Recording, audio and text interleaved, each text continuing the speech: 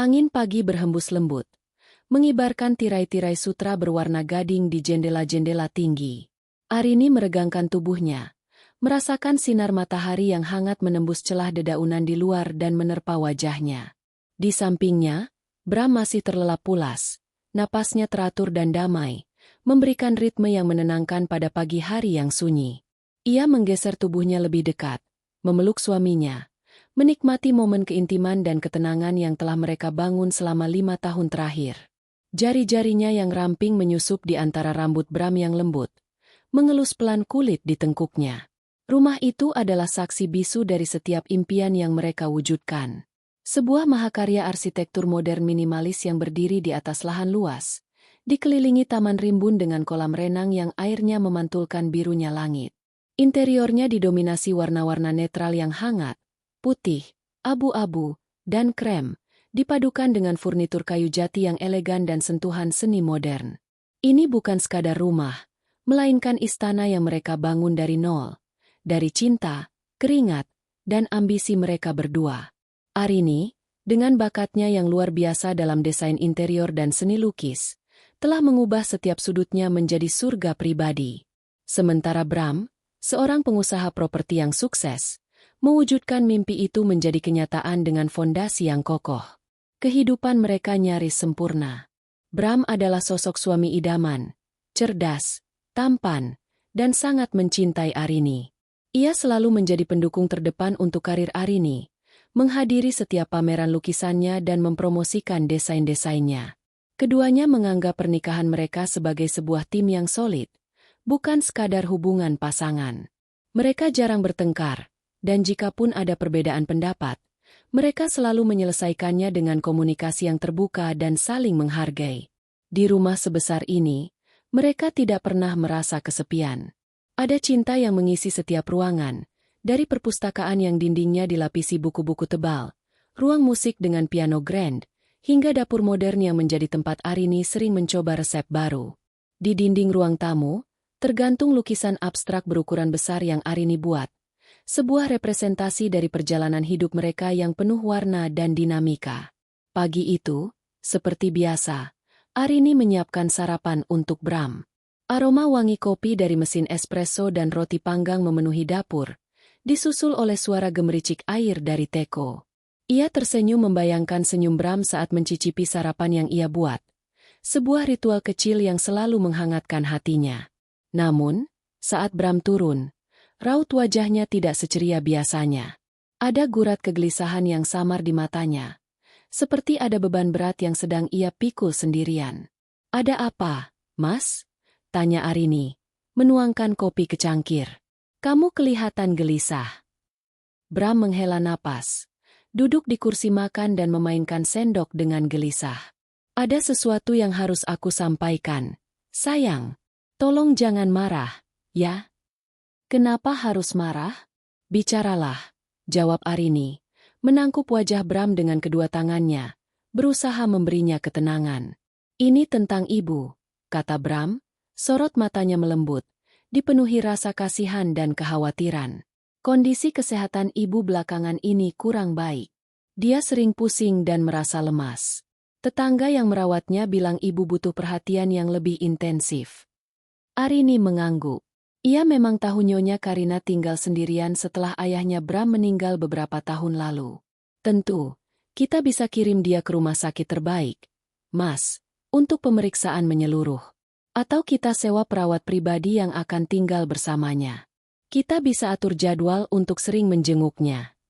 Arini menawarkan solusi yang ia pikir paling logis dan aman. Namun, Bram menggeleng pelan. "Ibu tidak mau. Dia bilang dia butuh kehadiran keluarga.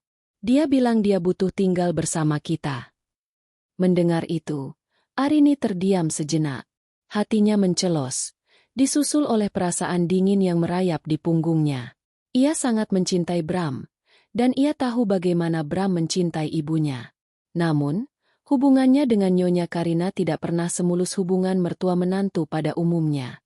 Nyonya Karina selalu ramah di depan Bram, namun tatapan matanya menyimpan sesuatu yang sulit diartikan, sebuah misteri gelap yang disembunyikan di balik senyumnya. Arini teringat pada Nyonya Karina saat mereka baru menikah. Nyonya Karina seringkali menilainya seolah ia tidak cukup baik untuk putra satu-satunya itu.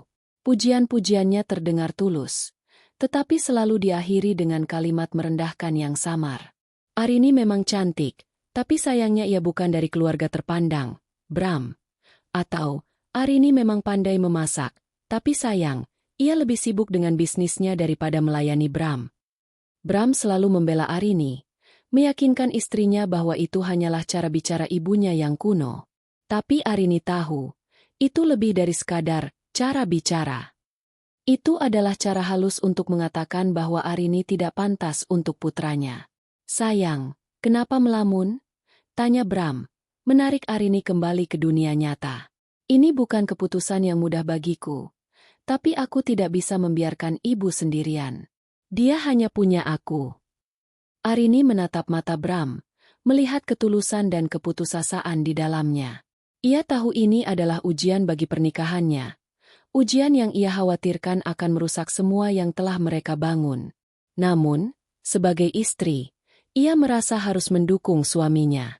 Ia menghela napas panjang, memaksakan senyum di wajahnya. "Baiklah, Mas," katanya lembut. "Kita sambut ibu di rumah ini."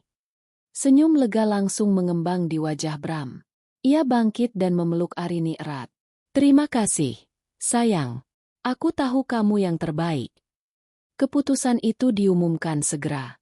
3 hari kemudian, Arini dan Bram menjemput Nyonya Karina. Nyonya Karina tiba dengan koper-koper besar. Yang anehnya terlihat lebih banyak daripada yang dibutuhkan seorang lansia yang hanya akan tinggal sebentar. Ia tidak hanya membawa pakaian, tapi juga beberapa barang pribadinya, termasuk lukisan pemandangan kuno dan vas porselen yang terlihat tidak cocok dengan interior modern rumah mereka. Saat Nyonya Karina masuk ke dalam rumah, matanya tidak lagi menatap Arini. Ia menatap ke setiap sudut rumah mewah itu dengan tatapan yang sangat asing. Sebuah tatapan penuh kekaguman yang bercampur dengan keserakahan yang tidak bisa disembunyikan. Matanya menyapu langit-langit tinggi, lantai marmer berkilauan, dan perabotan mahal. "Wah, Bram," Nyonya Karina berseru. Suaranya terdengar seperti lonceng. "Rumahmu indah sekali. Ibu tidak pernah membayangkan hidup di tempat seperti ini." "Ini rumah kami, Bu." Arini mengoreksi dengan halus. Tapi Nyonya Karina hanya tersenyum tipis, seolah tidak mendengarnya. "Tentu saja," jawab Nyonya Karina. Lalu ia berjalan menuju ruang keluarga, mengelus permukaan meja marmer dengan jarinya. "Apa-apaan dengan gorden ini? Warnanya terlalu pucat. Dan potret foto di dinding itu. Kenapa tidak ada foto keluarga kita?" Ia mengomentari setiap hal seolah ia adalah pemilik rumah yang sedang menginspeksi. Hati Arini terasa perih. Tapi ia berusaha bersikap dewasa. Ia menahan diri untuk tidak menanggapi. Bram, yang tidak menyadari ketegangan itu, tersenyum lebar. "Ibu suka, Bu? Nanti kita bisa pasang foto keluarga yang lebih besar." "Ya." Nyonya Karina mengangguk. Tatapannya kemudian jatuh pada lukisan abstrak karya Arini yang terpajang di dinding ruang tamu. "Lukisan ini aneh. Apa ini benar-benar mahal?" tanyanya. Lebih kepada dirinya sendiri daripada kepada mereka berdua. "Itu lukisan Arini, Bu," jawab Bram dengan bangga. Semua karya Arini terjual dengan harga tinggi. Dia sangat berbakat. Matahari sore menyinari ruang tamu. Arini duduk di sofa, mencoba fokus pada sketsa desain interior untuk kliennya, namun pikirannya terpecah. Ia terus memikirkan bros perak yang ia temukan di meja kerjanya dan kejanggalan pada laporan keuangan. Perasaan tidak nyaman sejak kedatangan Nyonya Karina kini berubah menjadi kecurigaan yang tajam. Arini sadar, kedamaian di rumahnya sedang terancam. Nyonya Karina memasuki ruangan dengan senyum lebar yang terlihat ramah. Ia membawa nampan berisi teh dan camilan. "Arini, sayang, kenapa kamu bekerja terus?" sapanya, meletakkan nampan di meja. "Ini, Ibu buatkan teh. Kamu terlihat lelah." Arini mengangkat pandangannya, terkejut dengan sikap yang tidak biasa ini. "Terima kasih, Bu," jawab Arini ragu. "Tidak usah sungkan. Ibu juga ingin merawatmu seperti anak ibu sendiri. kata Nyonya Karina, duduk di samping Arini. Ia mengusap punggung Arini dengan sentuhan yang terasa dingin dan kaku. Bram itu beruntung punya istri sepertimu. Pintar, cantik, dan pandai mengurus rumah. Nyonya Karina memulai, suaranya sangat manis. Tapi, apakah Bram benar-benar bahagia? Kadang ibu merasa, kamu terlalu sibuk dengan pekerjaanmu. Mungkin kamu harus mengurangi jadwalmu. Arini mengerutkan kening. Bram tidak pernah mengeluh. Bu, dia justru mendukung saya. Laki-laki tidak selalu jujur dengan perasaannya. Nak, Nyonya Karina berbisik. Bram itu butuh perhatian ekstra. Dulu, ibu yang selalu ada untuknya. Tapi sekarang, ibu tidak tahu. Kata-kata itu bagaikan racun yang perlahan-lahan merusak. Arini tahu Nyonya Karina berusaha menanamkan keraguan di hatinya. Namun ia menepisnya. Saya tahu apa yang Bram butuhkan, Bu. Saya dan Bram punya cara sendiri untuk berbahagia. Nyonya Karina tersenyum. Kali ini senyumnya tidak lagi ramah. Ada kilatan meremehkan di matanya. Ya, ibu harap begitu. Ibu hanya tidak ingin Bram merasa diabaikan. Ibu tidak ingin ia mencari kebahagiaan di luar. Pernyataan itu membuat Arini membeku. Nyonya Karina seolah-olah meramalkan masa depan yang tidak pernah ada. Sebelum Arini sempat membalas, Bram pulang. Wah, ibu dan Arini akur sekali, seru Bram riang, melihat pemandangan di ruang tamu. Tehnya juga harum sekali, Bu. Tentu saja. Ini teh khusus untuk menantu kesayangan ibu, jawab Nyonya Karina, kembali mengenakan topeng ramahnya. Bram tersenyum. Tidak menyadari intrik yang baru saja terjadi. Di hari-hari berikutnya, pola ini terus berulang. Nyonya Karina akan bersikap manis di depan Bram. Namun begitu Bram pergi, ia akan melontarkan sindiran-sindiran halus kepada Arini. Suatu malam, Nyonya Karina datang dengan nampan berisi jus untuk Bram. Ini, Bram, jus favoritmu. Dulu ibu sering membuatkanmu ini, ucapnya. Lalu ia menoleh ke Arini dengan senyum miring. Maaf, Arini. Ibu tidak tahu kamu suka jus apa. Bram hanya tertawa kecil, tidak menganggap serius ucapan ibunya. Namun Arini merasakan ketidaknyamanan yang mendalam. Ketenangan rumah tangga mereka perlahan mulai terusik. Nyonya Karina mulai menguasai dapur, mengomentari cara Arini mengurus rumah, bahkan mengkritik pilihan pakaian Arini untuk Bram. Bram, kenapa celana kerjamu tidak disetrika rapi? Dulu ibu tidak pernah membiarkanmu memakai pakaian yang kusut. Keluh Nyonya Karina. Bram, yang terlalu mencintai ibunya, selalu menanggapi keluhan-keluhan itu dengan sabar. Tidak apa-apa, Bu. Pakaian apapun yang dipilihkan Arini, saya suka. Jawabnya. Namun, lambat laun, Nyonya Karina berhasil menanamkan benih keraguan di hati Bram. Suatu malam, saat mereka bersiap tidur, Bram bertanya pada Arini. Sayang, apa kamu benar-benar tidak keberatan kalau aku minum kopi di malam hari? Ibu bilang itu tidak baik. Arini tercengang. Mas, kita sudah minum kopi malam hari selama 5 tahun. Kenapa ibu tiba-tiba melarang? Itu bukan masalah, kan? Tidak, hanya saja. Ibu sepertinya tahu yang terbaik untukku. Jawab Bram dengan nada ragu. Pada titik itu, Arini sadar bahwa Nyonya Karina tidak hanya mencoba memisahkan mereka. Ia berusaha menghapus setiap jejak Arini dari kehidupan Bram, menggantikannya dengan kebiasaan-kebiasaan lamanya. Nyonya Karina ingin menjadi satu-satunya wanita yang bisa mengatur hidup Bram. Ketegangan di rumah semakin memuncak. Nyonya Karina mulai mengubah tata letak furnitur di ruang tamu. Arini, ibu rasa lukisanmu itu terlalu gelap. Rumah ini butuh warna-warna cerah, katanya, saat ia memindahkan lukisan abstrak Arini dari dinding utama dan menggantinya dengan lukisan pemandangan kuno yang ia bawa dari rumahnya.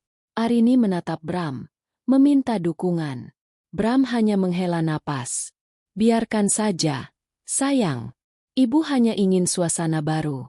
Lagi pula, lukisanmu bisa kita pindahkan ke ruang kerjamu, kan? Hati Arini hancur. Bukan karena lukisan itu dipindahkan, Tetapi karena Bram mulai menyerah pada setiap keinginan ibunya, dinding yang dulu kokoh di antara mereka kini mulai runtuh. Arini merasa ia sedang bertarung melawan musuh tak terlihat, yang disamarkan oleh topeng kasih sayang seorang ibu. Ia menyadari bahwa ini bukan lagi sekadar masalah ketidakcocokan.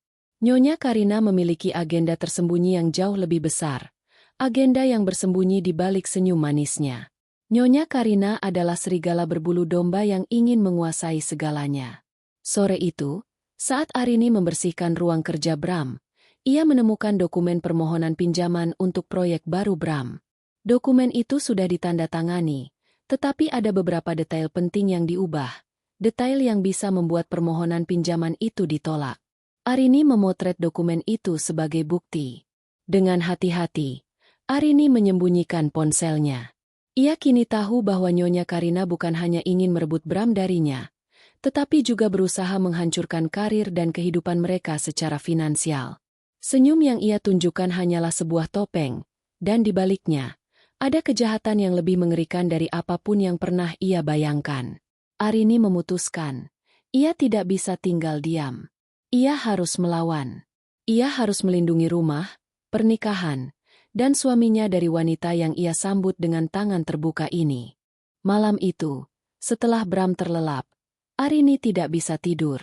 Ia bangkit dari tempat tidur, pergi ke ruang kerjanya, dan duduk di depan laptop. Di layar, foto dokumen permohonan pinjaman yang telah ia ambil tadi sore terlihat jelas. Nyonya Karina tidak hanya mengubah detail-detail kecil, ia mengubahnya sedemikian rupa sehingga pengajuan itu hampir pasti ditolak. Arini tidak bisa mengerti motif di baliknya. Menghancurkan karir putranya sendiri? Tidak masuk akal. Kecuali, jika Nyonya Karina memiliki rencana lain yang jauh lebih besar. Arini membuka fail laporan keuangan mereka. Ia mulai membandingkan data yang ia miliki dengan catatan pribadinya. Pembayaran-pembayaran misterius yang ia temukan sebelumnya kini menjadi fokus utama. Arini menelusuri setiap transaksi, mencari pola. Ia menemukan bahwa semua transaksi itu dilakukan melalui kartu kredit tambahan yang dibuat atas nama Bram, yang tidak pernah ia gunakan atau ketahui keberadaannya. Seketika, Arini teringat percakapannya dengan Bram beberapa bulan lalu, saat Bram menyebutkan bahwa Nyonya Karina meminta dibuatkan kartu kredit atas nama Bram untuk keperluan darurat. Bram, yang tidak ingin menolak permintaan ibunya, setuju tanpa berpikir panjang. Arini yang saat itu sedang sibuk, hanya mengangguk tanpa curiga. Sekarang, ia tahu bahwa kartu kredit itulah yang menjadi alat Nyonya Karina. Arini menyalin semua data transaksi itu ke dalam sebuah dokumen rahasia. Ia tidak bisa langsung menghadapi Bram dengan bukti ini. Bram akan terkejut dan mungkin tidak akan percaya, atau lebih buruk lagi, akan menuduhnya berprasangka buruk pada ibunya sendiri. Arini harus mengumpulkan lebih banyak bukti yang tidak terbantahkan. Keesokan harinya, Arini bertindak dengan sangat hati-hati. Ia mulai memperhatikan setiap gerak-gerik Nyonya Karina. Ia menyembunyikan bros perak yang ia temukan di tempat yang aman. Ia memasang kamera kecil di ruang kerjanya dan di area-area penting lain di rumah, seperti ruang tamu dan lorong. Ia juga memasang aplikasi pelacak di ponsel lamanya, lalu meninggalkannya di laci meja yang sering diakses Nyonya Karina. Arini juga menghubungi asisten Bram, Doni. Ia meminta Doni untuk memverifikasi dokumen permohonan pinjaman yang ia temukan. Doni, yang merupakan teman baik Bram, berjanji untuk memeriksa dan memberikan laporan secara diam-diam. Arini merasa lega memiliki sekutu, meskipun hanya satu. Sore harinya, Nyonya Karina datang dengan senyum manisnya. Arini, sayang, ibu lihat kamu hari ini tidak bekerja. Bagus. Seharusnya seorang istri memang seperti itu. Fokus pada suami dan rumah. Saya hanya butuh istirahat, Bu, jawab Arini, tersenyum paksa. Arini berpura-pura tidak curiga, memainkan perannya sebagai menantu yang patuh. Baguslah. Nyonya Karina menghela napas lega. Ibu tidak ingin Bram berpikiran macam-macam. Dulu, ada teman ibu yang suaminya selingkuh karena istrinya terlalu sibuk. Tentu kamu tidak ingin hal itu terjadi, kan? Kata-kata itu bagai belati yang menusuk hati Arini. Nyonya Karina mencoba menakut-nakutinya. Arini menahan diri untuk tidak emosi. Saya percaya pada Bram, Bu. Tentu saja. Nyonya Karina tertawa kecil. Tapi kecurigaan selalu dimulai dari hal-hal kecil. Hati-hati, nak. Jangan sampai lengah. Ia lalu pergi, meninggalkan Arini dengan ancaman terselubung. Malam harinya, setelah Bram dan Nyonya Karina tidur, Arini memeriksa rekaman kamera kecil yang ia pasang. Ia melihat Nyonya Karina beberapa kali masuk ke ruang kerja mereka, membuka laci meja Bram, dan mengambil beberapa dokumen penting. Dalam rekaman lain, Nyonya Karina terlihat sedang menelepon seseorang, berbicara dengan suara pelan dan rahasia. Arini tidak bisa mendengar percakapan itu, tapi ia tahu, Nyonya Karina sedang berinteraksi dengan dunia luar. Arini juga memeriksa data dari aplikasi pelacak yang ia pasang di ponsel lamanya. Ia melihat Nyonya Karina sering mengunjungi sebuah lokasi yang asing baginya. Lokasi itu adalah sebuah butik mewah di pusat kota. Arini tahu butik itu menjual barang-barang desainer mahal. Pagi harinya, Arini menggunakan alasan, ingin berjalan-jalan, untuk pergi ke butik tersebut. Ia menemukan bukti pembayaran atas nama Bram yang nilainya sangat fantastis. Bukti itu tertera dalam sebuah catatan yang tidak mencurigakan. Tapi hanya Arini yang bisa melihatnya karena dia bekerja di industri desain. Catatan itu adalah kode untuk mencatat transaksi rahasia. Arini memotret bukti itu. Kini, semua kepingan teka-teki mulai menyatu. Nyonya Karina tidak hanya berusaha menghancurkan pernikahan mereka. Ia juga berusaha menghabiskan kekayaan Bram secara diam-diam. Senyum manisnya adalah topeng dari seorang serigala yang sedang memangsa. Arini tahu ia harus bergerak cepat. Ia tidak bisa membiarkan Bram jatuh ke dalam jebakan ibunya sendiri. Ia harus menyusun rencana yang sempurna untuk mengungkap semuanya di hadapan Bram, tanpa membuatnya merasa diserang atau disudutkan. Ini adalah perang yang harus ia menangkan, bukan hanya demi pernikahannya, tapi juga demi masa depan yang telah ia bangun bersama suaminya. Pagi itu, Arini bangun dengan perasaan yang campur aduk. Ia tahu hari ini adalah hari yang paling menentukan bagi pernikahannya. Di ponselnya, semua bukti tersimpan rapi. Foto dokumen pinjaman yang diubah, tangkapan layar transaksi kartu kredit, dan rekaman kamera kecil yang menyorot setiap pergerakan Nyonya Karina di ruang kerja. Ia telah menyusun strategi matang untuk menghadapi Nyonya Karina, bukan dengan amarah, melainkan dengan fakta yang tidak terbantahkan. Di meja makan, sarapan terasa dingin dan canggung. Bram sibuk dengan ponselnya. Nyonya Karina sesekali melontarkan senyum palsu ke arah Arini. Arini menunggu momen yang tepat. Setelah Bram selesai dengan teleponnya, Arini memulai pembicaraan dengan nada yang tenang. "Mas, bisakah kita bicara sebentar setelah sarapan?" Bram menoleh, terkejut melihat keseriusan di wajah Arini. "Tentu, sayang. Ada apa?" "Ada beberapa hal yang perlu kita diskusikan, terutama tentang keuangan kita," jawab Arini, melirik Nyonya Karina yang tiba-tiba menaruh perhatian penuh. Nyonya Karina langsung menyela dengan nada khawatir yang dibuat-buat. "Ada masalah apa, Nak?" "Arini, jangan membuat Bram khawatir. Masalah rumah tangga seharusnya tidak dibicarakan di depan orang tua." "Ini bukan masalah rumah tangga, Bu," Arini membalas dengan sopan tapi tegas.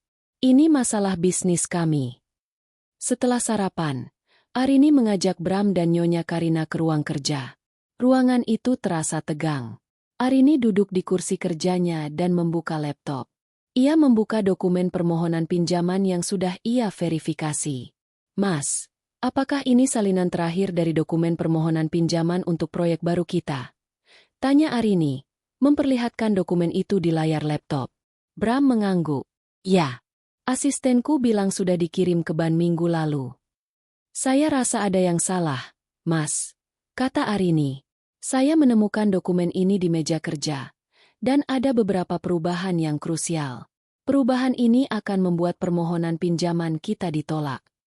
Nyonya Karina, yang sedari tadi terlihat santai, mulai panik. "Arini, apa maksudmu? Kamu menuduh ibu?" "Saya tidak menuduh siapapun, Bu," jawab Arini, menatap Nyonya Karina dengan tenang. "Saya hanya menunjukkan fakta." Dokumen ini diubah saat saya sedang tidak ada di sini, dan hanya ada beberapa orang yang memiliki akses ke ruangan ini. Bram mengambil dokumen itu dan matanya melebar. Tunggu, ini berbeda dengan yang saya tanda tangani. Siapa yang mengubahnya? Mungkin ini hanya salah cetak, sayang. Nyonya Karina berkata cepat, tangannya gemetar. Atau mungkin asistenmu yang salah. Arini menggeleng. Saya sudah memverifikasinya dengan asisten Bram, Bu. Dokumen aslinya benar. Tapi dokumen yang ditemukan di sini sudah diubah.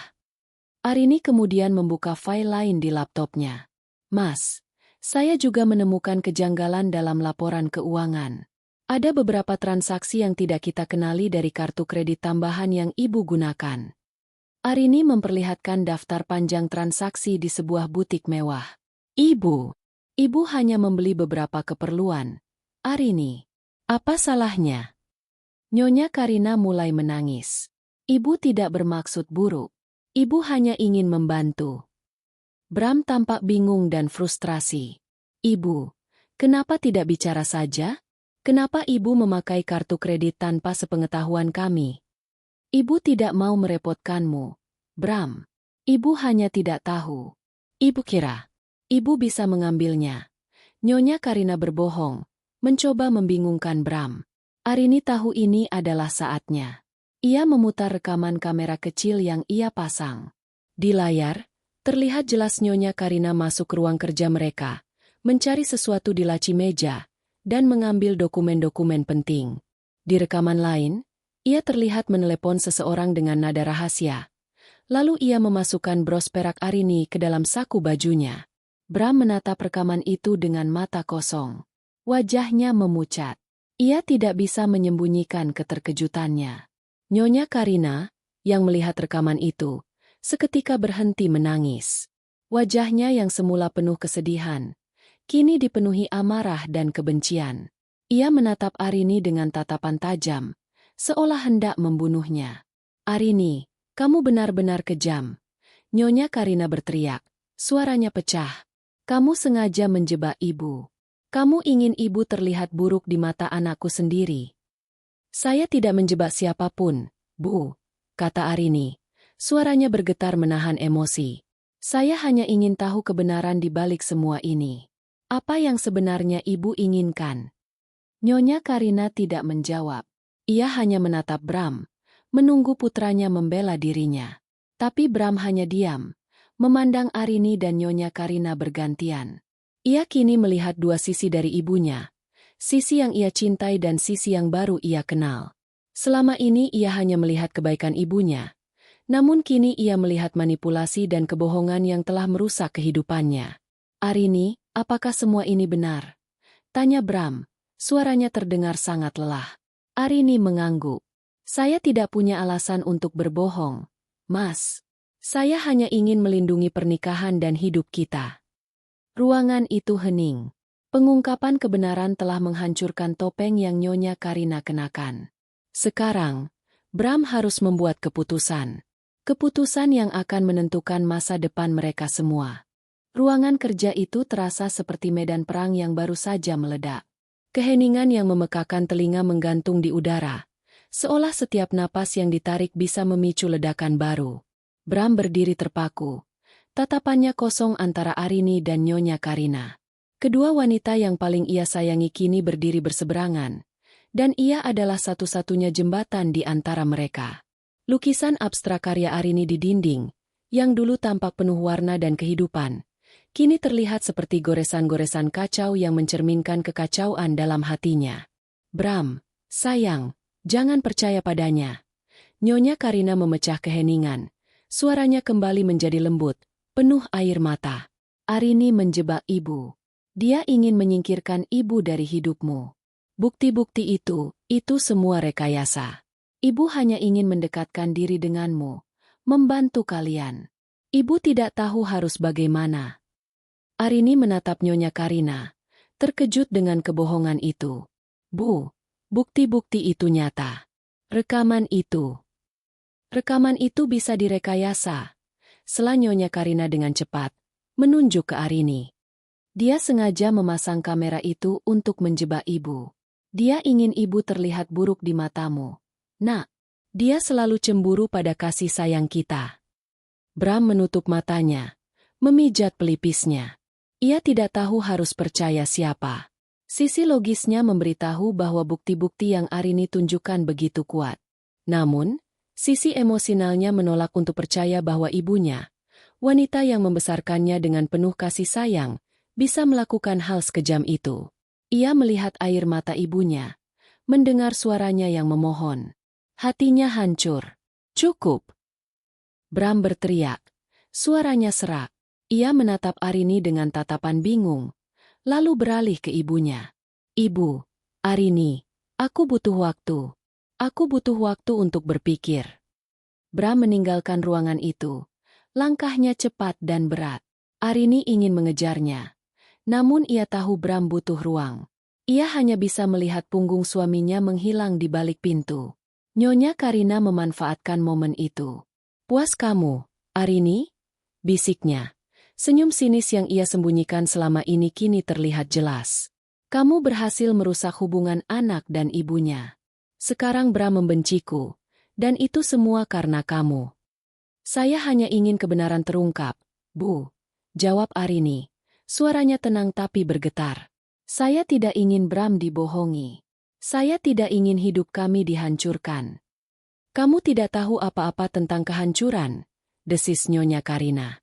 Ia berbalik dan berjalan menuju kamarnya, meninggalkan Arini sendirian dalam kekacauan yang telah ia ciptakan. Beberapa jam berlalu. Arini menunggu Bram, tapi Bram tidak muncul. Ia melihat Bram dari jendela, duduk di pinggir kolam renang, menatap pantulan langit dengan pandangan kosong. Arini tahu ia harus memberikan Bram ruang. Ia tidak boleh mendesak Bram. Ia harus menunjukkan bahwa ia berada di sisinya, apapun keputusannya. Malam harinya, setelah makan malam yang hening dan penuh ketegangan, Arini menemukan Bram di ruang musik. Bram sedang duduk di depan piano. Jari-jarinya menekan tuts-tuts putih dan hitam secara acak, menciptakan nada-nada sumbang. Arini mendekat dan duduk di sebelahnya. Maafkan aku, sayang, ucap Bram, tanpa menoleh. Aku tidak tahu harus bagaimana.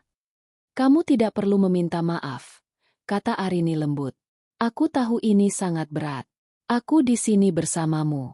Aku tidak akan kemana-mana. Dia ibuku, Arini, wanita yang membesarkanku sendirian. Aku tidak pernah membayangkan dia bisa melakukan hal seperti itu.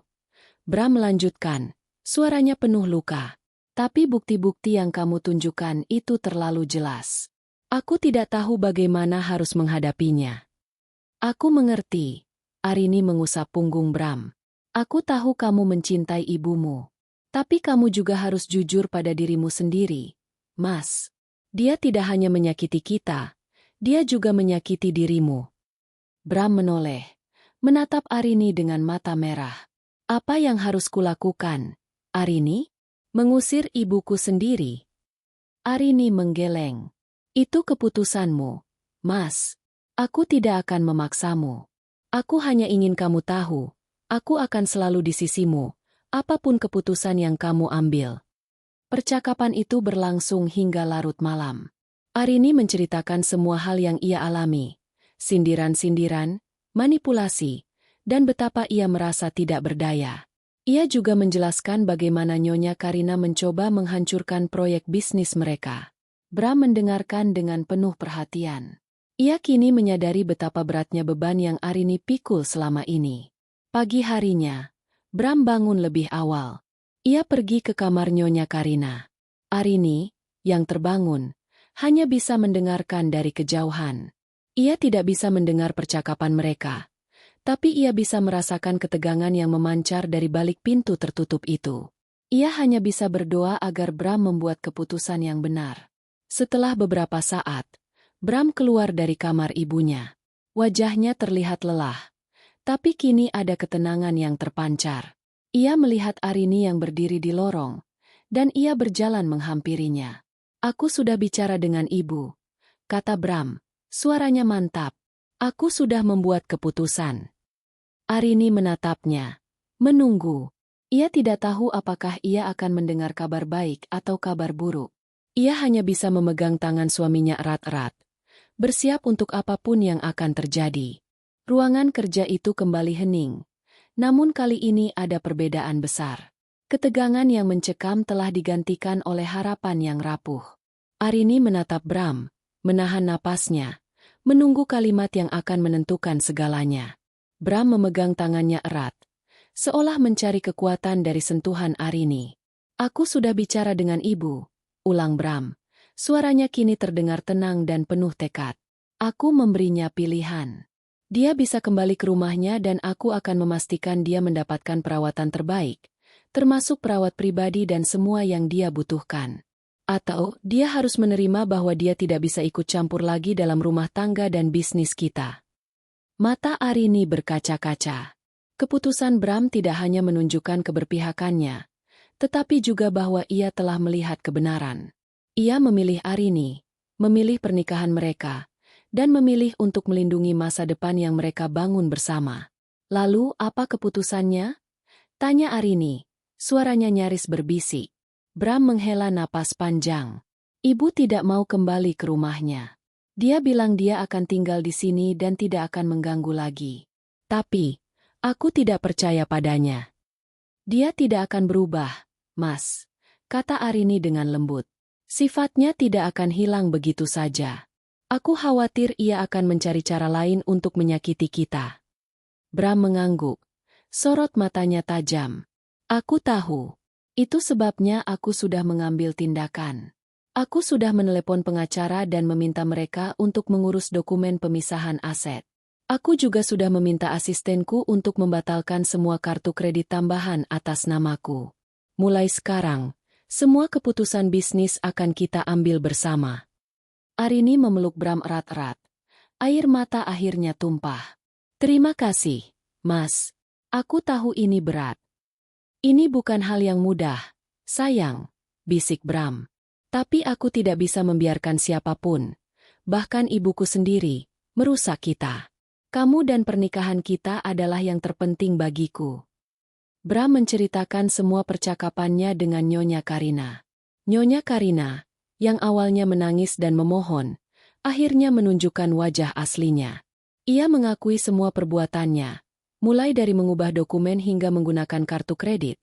Semua itu ia lakukan karena ia merasa tersisih dan cemburu pada Arini. Ia merasa Arini telah merebut satu-satunya putra yang ia miliki. "Ibu bilang, dia hanya ingin perhatian. Dia merasa kesepian dan takut kehilanganku," kata Bram. "Tapi aku bilang padanya, apa yang dia lakukan justru membuatku semakin menjauh. Aku tidak bisa membiarkan manipulasi dan kebohongan merusak segalanya." Meskipun Bram telah membuat keputusan, kehadiran Nyonya Karina di rumah tetap menjadi sumber ketidaknyamanan. Nyonya Karina menjadi pendiam, jarang keluar dari kamarnya, dan menghindari tatapan Arini. Ia seperti tamu tak diundang yang terpaksa tinggal. Arini merasa prihatin, namun ia tahu ia tidak bisa membiarkan Nyonya Karina kembali ke kebiasaan lamanya. Beberapa hari kemudian, Bram membawa Arini ke sebuah tempat yang ia sebut sebagai kejutan. Ternyata, itu adalah sebuah galeri seni yang baru saja ia beli. Bram menatap Arini dengan senyum tulus. "Sayang, ini hadiah untukmu. Aku tahu kamu selalu ingin memiliki galerimu sendiri. Sekarang, kamu bisa mewujudkan semua impianmu di sini," kata Bram. Arini terharu. Ini bukan hanya sebuah galeri, tapi juga simbol dari kepercayaan dan dukungan Bram yang tidak pernah pudar. Ini adalah cara Bram untuk menunjukkan bahwa ia akan selalu berada di sisinya. "Terima kasih, Mas," ucap Arini, memeluk Bram. "Ini adalah hadiah terbaik yang pernah aku terima." Mereka berdua berjalan-jalan di dalam galeri yang masih kosong. Mereka mulai membicarakan rencana renovasi, pameran pertama, dan seniman-seniman yang akan mereka undang. Di tengah pembicaraan, ponsel Arini berdering. Itu Doni, asisten Bram. "Halo, Doni? Ada apa?" tanya Arini. "Selamat, Bu Arini. Nyonya Karina sudah keluar dari rumah," jawab Doni dengan nada lega. "Beliau meminta diantar ke rumahnya dan sudah berangkat." Beliau bilang tidak ingin merepotkan kalian lagi. Arini terdiam. Matanya terbelalak. Ia menatap Bram. Bram mengangguk, seolah sudah tahu. Ternyata, Nyonya Karina tidak sanggup menghadapi kenyataan bahwa ia telah kalah. Ia tidak sanggup tinggal di rumah itu tanpa kendali atas putranya. Ia memilih untuk pergi. Arini merasakan campuran emosi. Ada kelegaan, tapi juga kesedihan yang samar. Akhirnya, topeng Nyonya Karina telah jatuh, dan ia telah pergi.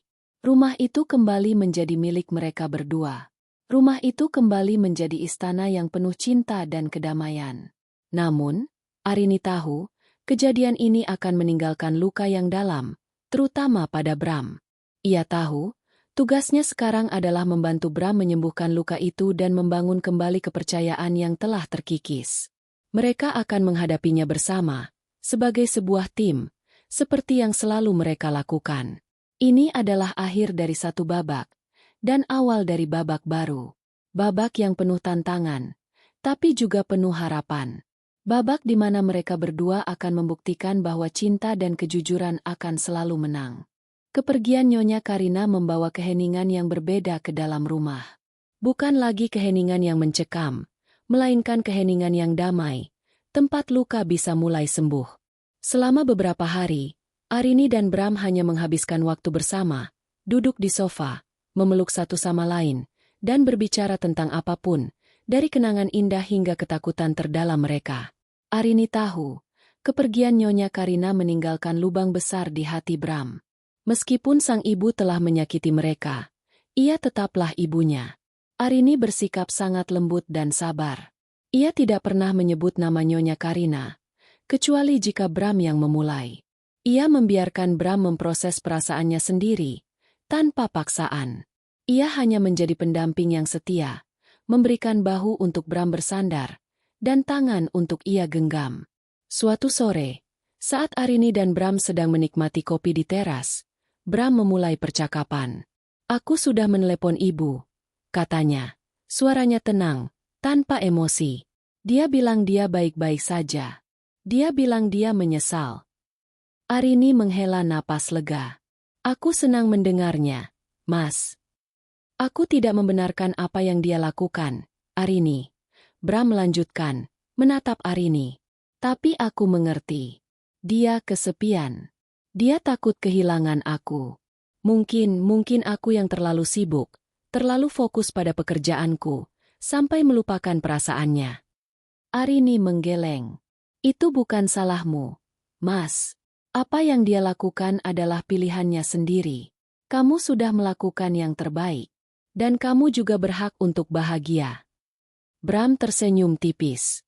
"Ya, kamu benar." Ia menghela napas panjang, seolah melepaskan beban berat yang selama ini ia pikul. "Aku sudah membuat keputusan. Aku ingin memulai lagi dari awal. Bersamamu. Di galeri itu." Arini memeluk Bram erat-erat. Ia tahu, momen ini adalah awal dari babak baru mereka. Babak yang penuh dengan ketidakpastian, tapi juga penuh dengan harapan. Babak yang akan mereka bangun bersama, dengan fondasi yang lebih kuat dari sebelumnya. Beberapa minggu kemudian, galeri seni Arini dan Bram telah selesai direnovasi. Dinding-dindingnya dicat putih, dengan lampu-lampu sorot yang menyoroti setiap karya seni.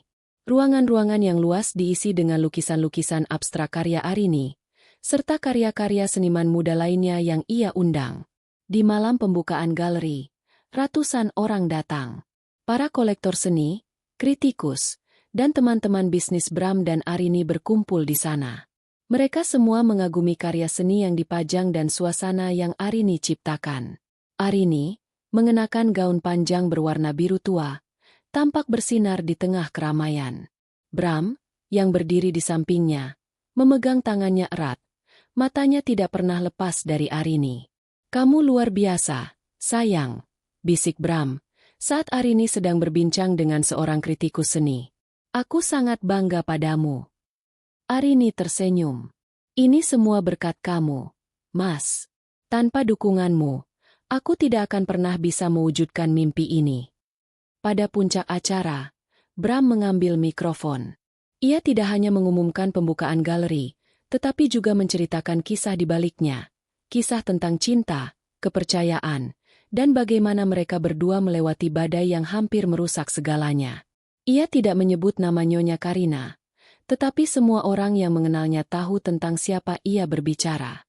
Ia menceritakan bagaimana Arini, dengan keberanian dan kejujurannya, telah menyelamatkan pernikahan mereka dan mengembalikan kedamaian ke dalam hidupnya. Wanita yang berdiri di samping saya ini adalah wanita terhebat yang pernah saya kenal, kata Bram, menatap Arini. Dia adalah belahan jiwa saya, partner saya dalam hidup, dan seniman terbesar yang pernah ada. Ruangan itu dipenuhi tepuk tangan. Arini menahan air matanya, terharu.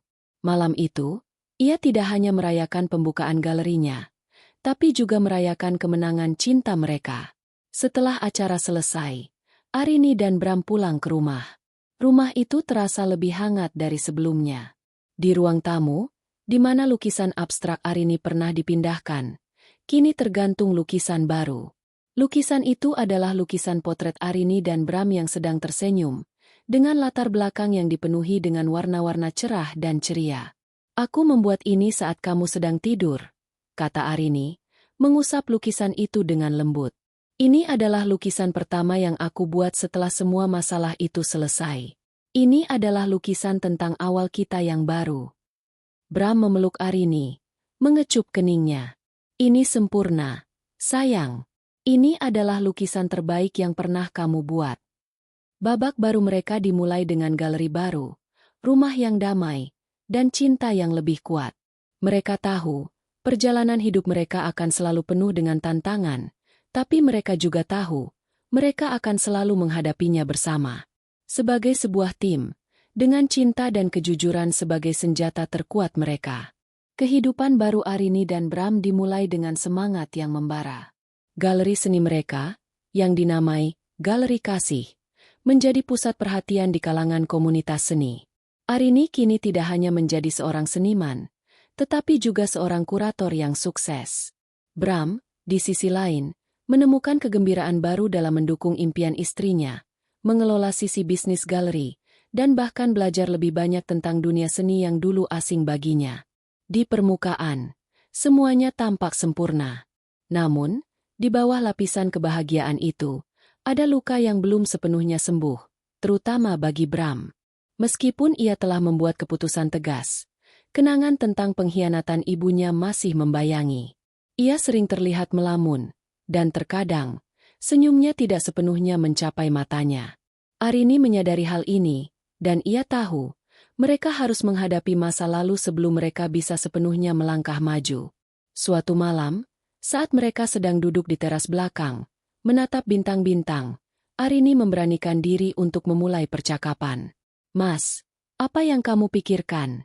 tanyanya lembut. Bram menghela napas panjang. Aku memikirkan ibu. Aku tahu apa yang dia lakukan itu salah. Tapi, ada bagian dari diriku yang merindukannya. Bagian yang merindukan ibu yang membesarkanku, bukan ibu yang aku lihat di rekaman itu. Arini meraih tangan Bram dan menggenggamnya erat. "Aku mengerti, Mas. Itu wajar. Dia adalah ibumu. Tidak ada yang bisa mengubah fakta itu. Luka itu tidak akan sembuh kalau kamu terus mengabaikannya." "Lalu aku harus bagaimana, Arini?" "Aku tidak tahu bagaimana harus menghadapinya," jawab Bram. Suaranya terdengar putus asa. "Kamu harus memaafkan, Mas," kata Arini. "Bukan untuk dia, tapi untuk dirimu sendiri. Kamu harus memaafkan agar kamu bisa melepaskan beban itu. Aku juga sudah memaafkannya. Aku memaafkan semua perkataannya, semua tindakannya. Aku memaafkan karena aku tidak ingin rasa benci merusak kebahagiaan yang kita miliki sekarang." Kata-kata Arini menyentuh hati Bram. Ia terdiam sejenak, memproses setiap kata. Ia memandang Arini, mata istrinya memancarkan ketulusan dan cinta yang luar biasa. Bram tahu, ia beruntung memiliki Arini. "Kamu benar, sayang," bisik Bram. "Aku akan mencoba. Aku akan mencoba memaafkan." Keesokan harinya, Bram menelepon Nyonya Karina. Arini hanya bisa mendengarkan dari kejauhan, memberikan Bram ruang pribadi untuk menyelesaikan masalahnya. Percakapan itu berlangsung cukup lama. Arini tidak tahu apa yang mereka bicarakan, tapi ia tahu itu adalah langkah pertama menuju penyembuhan. Setelah telepon selesai, Bram datang menghampiri Arini. Wajahnya terlihat lebih lega dari sebelumnya. Aku mengundang ibu untuk datang ke galeri, kata Bram. Aku ingin dia melihat apa yang sudah kita bangun. Aku ingin dia melihat bahwa kita bahagia. Bukan untuk menyakitinya, tapi untuk menunjukkan bahwa kita telah melangkah maju. Arini terkejut, tapi ia tersenyum. Itu adalah ide yang bagus, Mas. 2 hari kemudian, Nyonya Karina datang ke galeri. Ia mengenakan pakaian sederhana dan terlihat lebih tua dari sebelumnya. Tatapannya tidak lagi sombong, melainkan penuh penyesalan. Bram dan Arini menyambutnya dengan hangat. Nyonya Karina berjalan mengelilingi galeri, mengamati setiap lukisan dengan saksama. Ia berhenti di depan lukisan potret Arini dan Bram. Ia mengusap bingkai lukisan itu dengan lembut.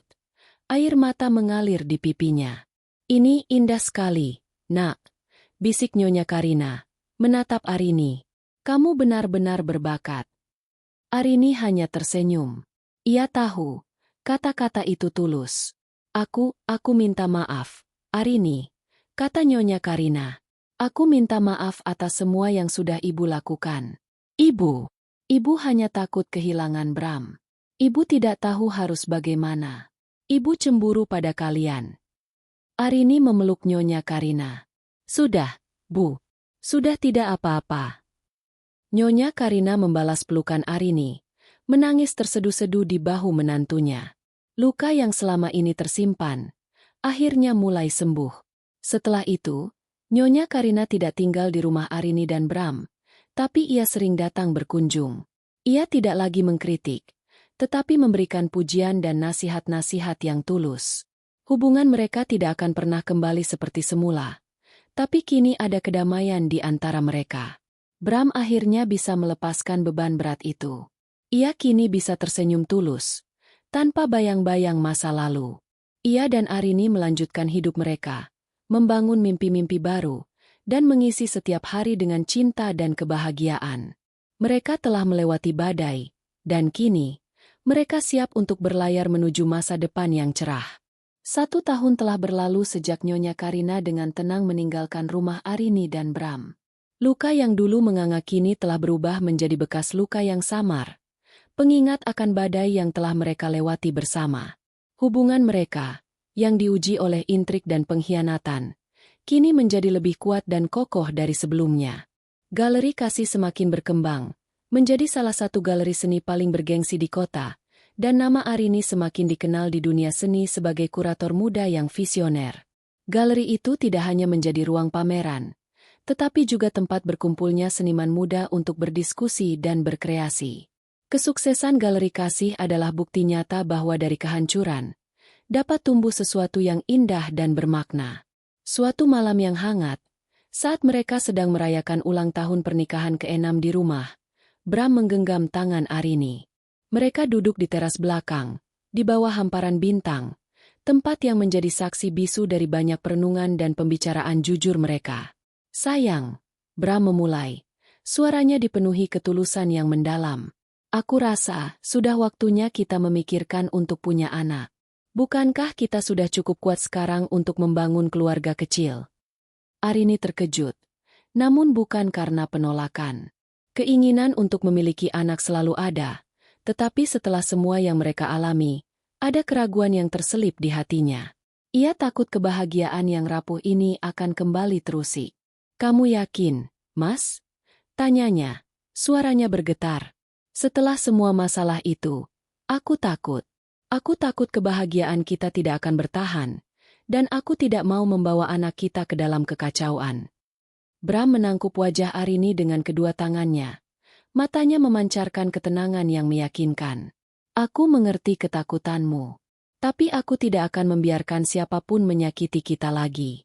Aku akan melindungi kalian berdua, sampai kapanpun. Aku sudah belajar. Arini. Aku belajar bahwa kebahagiaan kita adalah tanggung jawab kita sendiri, bukan orang lain. Dan aku tidak akan pernah lagi membiarkan orang lain merusaknya. Kata-kata Bram menyentuh hati Arini. Ia merasakan beban berat di pundaknya terangkat. Senyumnya mengembang, dan ia mengangguk, memeluk suaminya. Keputusan itu tidak hanya membawa kebahagiaan, tetapi juga kedamaian yang sesungguhnya. Mereka tahu, babak baru dalam hidup mereka akan segera dimulai, dan kali ini, mereka akan menghadapinya dengan keyakinan penuh, berbekal pengalaman pahit yang telah menguatkan mereka. Di tengah kebahagiaan itu, sebuah surat tiba di rumah mereka. Surat itu datang dari pengacara Nyonya Karina, yang kini telah sepenuhnya berdamai dengan masa lalunya. Nyonya Karina telah menulis surat wasiat. Ia mewariskan sebagian besar hartanya kepada sebuah yayasan amal yang ia dirikan sendiri, yang fokus membantu seniman muda kurang mampu. Warisan itu adalah cara Nyonya Karina menebus kesalahannya di masa lalu, menunjukkan penyesalan yang tulus. Sebagian kecil hartanya, ia wariskan kepada Bram. Namun, yang paling menyentuh hati Arini dan Bram adalah pesan pribadi yang Nyonya Karina sertakan dalam surat itu. Ia meminta maaf atas semua perbuatannya, dan ia berterima kasih atas kesempatan kedua yang diberikan.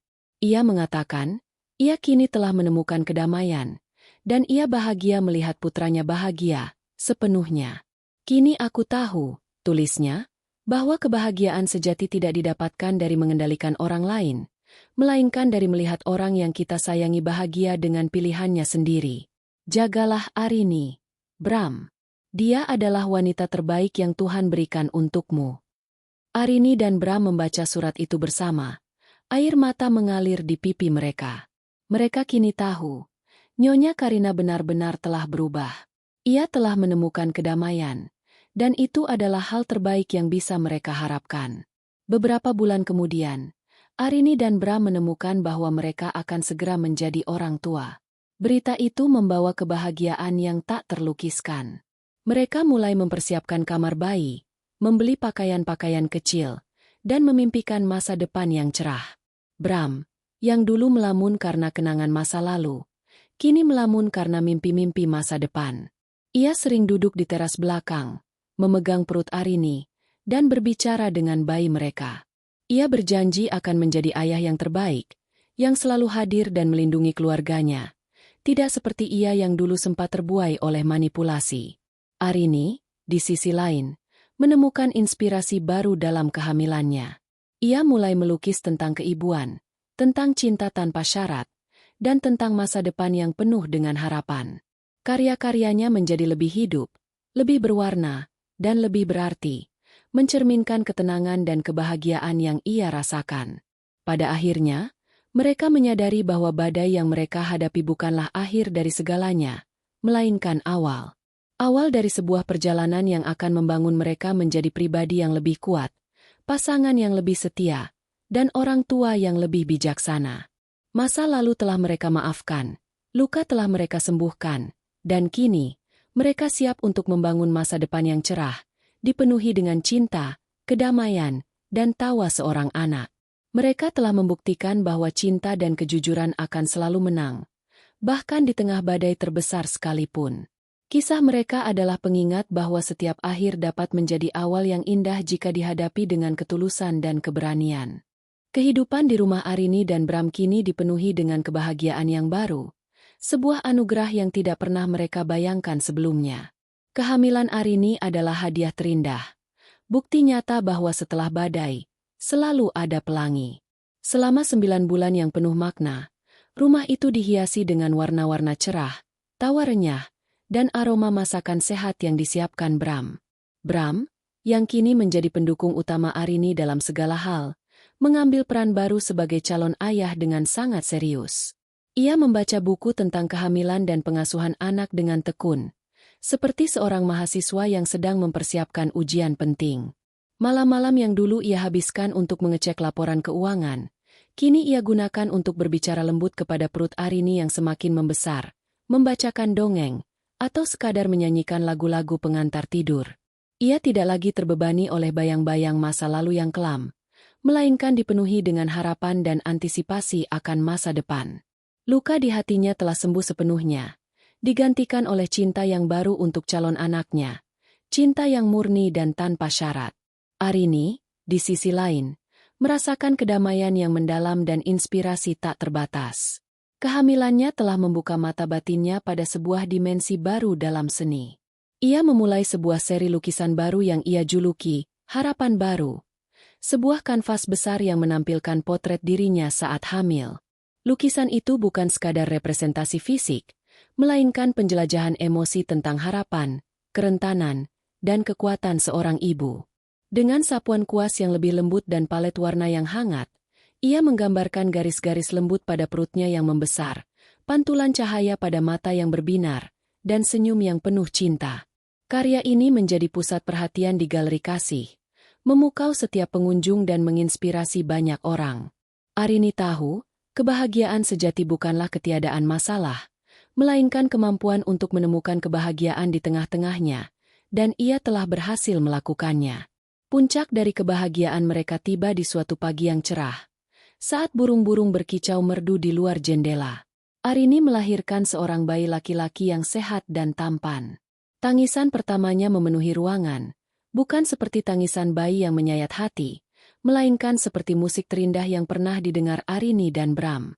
Saat Bram menggendong putranya untuk pertama kali, ia merasa seluruh dunia berhenti. Ia menatap wajah mungil itu, jari-jari kecil yang menggenggam jarinya, dan ia tahu, ia akan memberikan segalanya untuk makhluk kecil ini. Semua rasa sakit, semua kebingungan, semua kekecewaan yang ia rasakan di masa lalu, kini sirna. Yang tersisa hanyalah cinta tanpa syarat. Sebuah ikatan yang akan abadi. Mereka menamai putra mereka, Kenan, yang dalam bahasa Ibrani berarti, seorang yang memiliki kebahagiaan dan kekuatan. Nama itu adalah harapan mereka, doa mereka, agar Kenan tumbuh menjadi seseorang yang kuat, bahagia, dan tidak mudah goyah. Beberapa hari setelah kelahiran Kenan, sebuah mobil berhenti di depan rumah mereka. Arini dan Bram, yang sedang duduk di ruang tamu, saling pandang. Mereka tahu siapa yang datang.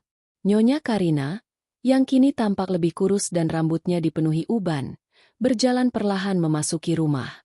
Tatapan matanya tidak lagi penuh intrik, melainkan penuh kerinduan dan penyesalan yang mendalam. Bram, katanya, suaranya bergetar. Ibu, ibu datang untuk melihat cucu ibu. Boleh, kan? Bram bangkit dan memeluk ibunya. Pelukan itu tidak lagi canggung, tidak lagi dingin, tetapi dipenuhi dengan kehangatan dan pengampunan. Ibu, selamat datang, kata Bram. Tentu saja boleh. Kami senang ibu datang. Arini membawa Kenan, yang sedang tidur pulas, ke ruang tamu. Ia menyerahkan Kenan kepada Nyonya Karina. Nyonya Karina menggendong cucunya dengan hati-hati. Air mata mengalir di pipinya. Ia mengusap wajah Kenan dengan lembut, seolah ia tidak berani menyentuhnya terlalu keras. Dia sangat mirip denganmu, Bram, bisik Nyonya Karina. Tapi matanya seperti mata Arini. Penuh ketenangan. Nyonya Karina tidak tinggal lama, tapi kehadirannya membawa kedamaian yang sesungguhnya. Ia tidak lagi mencoba mengendalikan, tidak lagi mengkritik, melainkan memberikan cinta yang tulus. Ia duduk di samping Arini dan Bram, berbagi cerita tentang yayasan amalnya, dan mendengarkan dengan penuh perhatian tentang galeri kasih. Di akhir kunjungannya, ia memeluk Arini. Terima kasih, nak, bisik Nyonya Karina. Terima kasih sudah menjaga putra ibu. Dan terima kasih sudah mengajarkan ibu tentang cinta yang sesungguhnya. Setelah Nyonya Karina pergi, Bram dan Arini kembali ke ruang tamu. Mereka duduk di sofa, memandang lukisan potret keluarga mereka, dan menyadari betapa jauhnya mereka telah datang. Dari sebuah rumah yang nyaris hancur oleh intrik dan kebohongan, kini mereka memiliki sebuah rumah yang dipenuhi dengan cinta, kedamaian, dan tawa seorang anak. Mereka tahu, perjalanan hidup mereka tidak akan selalu mudah. Akan ada badai-badai lain yang akan datang. Tapi mereka juga tahu, mereka akan menghadapinya bersama. Sebagai sebuah tim, dengan fondasi yang lebih kuat, dengan cinta yang lebih dalam, dan dengan tunas harapan yang kini tumbuh di tengah-tengah mereka. Mereka telah membuktikan bahwa cinta dan kejujuran akan selalu menang. Kisah mereka adalah pengingat bahwa setiap akhir dapat menjadi awal yang indah jika dihadapi dengan ketulusan dan keberanian. Dan bagi Arini dan Bram, ini hanyalah awal dari cerita mereka yang baru. Kisah tentang keluarga, cinta, dan masa depan yang mereka bangun bersama.